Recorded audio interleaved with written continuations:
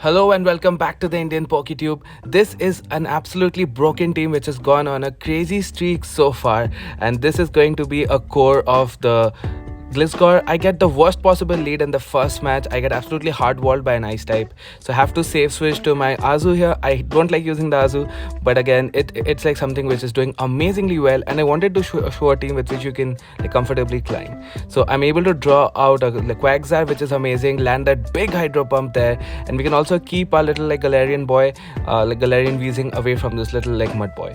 So I'm going to go for an Ice Beam, but the opponent throws a move just before I reach it. Great play, great counting by the opponent, and now this sets up Gliscor for a big farm. So if you're wondering how to come back from a very hard loss lead, sometimes you have to make these plays and try to get some sort of an advantage. So I'm able to load up 2 Night Slashes against the Froslass, and I can get a shield here. So I'm going to get the most useless boost ever. I remember this because this Night Slash is going to KO anyway, but it's good to get. And now with a shield advantage, I'm going to bring in my guy. Let's see what he has in the back. Opponent sees the writing on the wall and concedes the match. Just like Home Slice Henry says, Galarian Weezing just core breaks so many teams. There's so many teams which have 2 or even 3 mons weak to Galarian Weezing's moveset. So it's just an amazing mon to have. So that was a great first game in spite of getting absolutely destroyed on the lead. This is a favorable lead, but if he shields the Earthquake, it's not very comfortable. So that's the problem with the Gliscor, is that it's very dependent on baiting or landing the Earthquake. So I'm going to throw a couple of few more moves, go for the Earthquake just before he reaches a move. I'm going to try to catch a move. This is how I play every single time. Every single time my Earthquakes have been shielded, so I'm going to try to bait from now on. And I get this weird lag, as you can see, weird visual lags and glitches. I absolutely hate the Go Battle League lags. There's so many of them as well. Anyway, I'm able to land an Ice Beam which does quite a lot of damage. I'm happy with shield advantage. I mean, I already have a shield, so I'm not expecting another one. I can go for an Ice Beam just before he reaches his next Shadow Ball. So this is great. I'll get both shields or flip switch. I do get switch, and the opponent comes back with the Goon. So whatever he has in the back is scared of the Azu as well, and these Night Slashes are not going to cut it. Opponent is just praying for a boost at this point. So what I'm going to do here is I can go for an Ice Beam, do a lot of damage, then I can bring in my guy. I'm going to save the Azu as a sack, and let's see what he has in the back. I'm going to bring in the guy, force him to throw, and now I have Galarian Weezing with a shield advantage and probably at least one Fairy Wind advantage because the opponent will take a turn to switch out. Let's see what he has in the back, and he has a Froslass. This match again is over because if you have a shield advantage with the Galarian Weezing, there are very few mons that this guy loses to. I would argue that this is one of the best mons in the meta right now. At least for me, this is the best mon I've used for a while. Even though I have absolutely terrible IVs, it's rank 500, 12, 14, 13 IVs or something. We get the win. Opponent sees the writing on the wall and he concedes the match. So first match was against a Froslass lead. Second match was against an Obstagoon lead.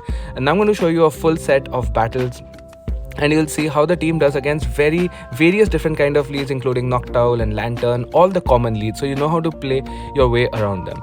Speaking of Noctowl, here it is, and this is how I play it every single time. No point in throwing a move, it doesn't do much, so I'm going to try to catch a move here. That's my play. It's an ABB team to an extent because both are the fairies. I would like to draw out the poison type with the Azu, and here comes a Sir Duck, which makes me believe it's going to be the Noctowl double fighter team. It's a team that's been there for a while with Medicham and Sir Duck.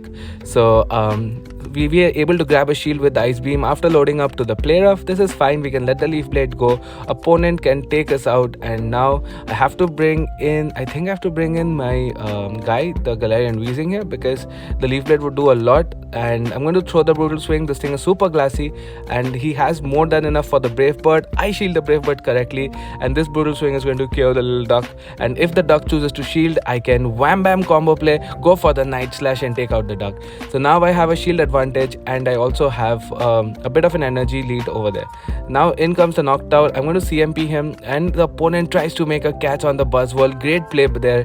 He was trying to catch the Night Slash. I'm going to throw it anyway, and at this point my win condition is clear. I don't want to give the Noctowl farm. I'm going to let him take me out. The big mosquito boy takes out my guy. That's fine. I can load up the energy, and the Brutal Swing plus a Overheat is going to KO, while one Sky Attack does not do it. He's going to need 3 Sky Attacks to win the game. He will not get there before I get to my Brutal Swing and the Overheat. Opponent sees the writing on the wall, and in 3 matches in a row, opponent has quit the game. That's how amazing Galarian Weezing is. It just forces opponents to quit I'm telling you, it's an amazing mon. It's in the raids right now, so do get your hands on this mon. Trade it with your friends for better IVs, or just use a shit one which I'm using here.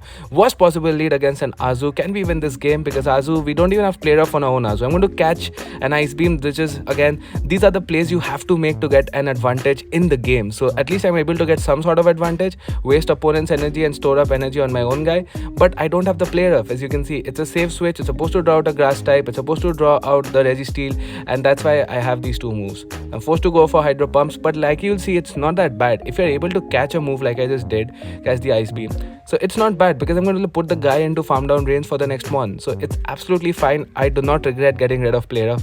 It's up to your team composition. You have to decide what you want to run. But for me, I'm absolutely happy running Hydro.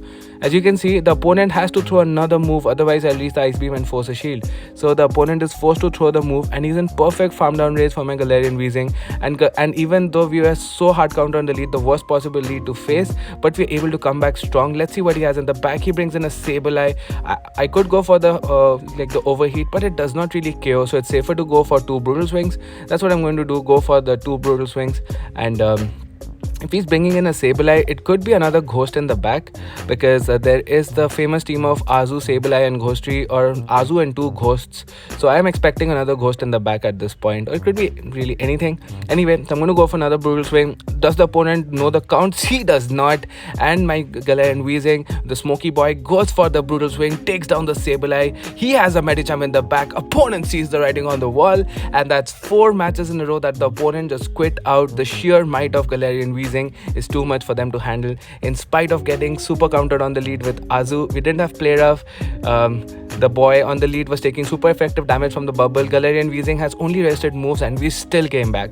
Next match, a lead against a Chestnut. Like I said, you'll see all different kinds of leads here. I'm going to shield because I can farm him down from this point. He won't reach another move, but I am expecting a counter switch soon, and he does switch to a Galarian guy, the Stunfisk. I'm going to go for the Earthquake, but honestly, I would recommend baiting, because look at this. Every single time they've called a bait, I try to catch, not able to catch, but it's fine.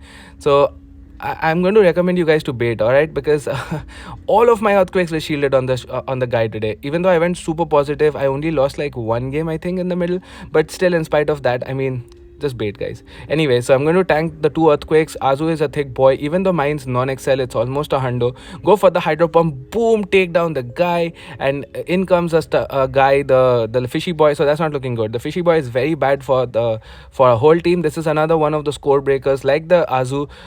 But then, like I said, our team can come back against these guys. There's play. So I think I can live the surf. It does around 65 to 70%. It does 75% actually. Able to live it, and I'm going to bait with a Night Slasher. It's a very guaranteed shield. Bait does work. I'm going to store that Night Slash for later. I need it to win, and now I have to play this very carefully, because if he comes in with the Chestnut, I have to overheat him. He's still at around like 40% health. So if he catches a brutal swing, it's probably going to win him the game. So I have to make sure he doesn't catch. I'm throwing at very random timings.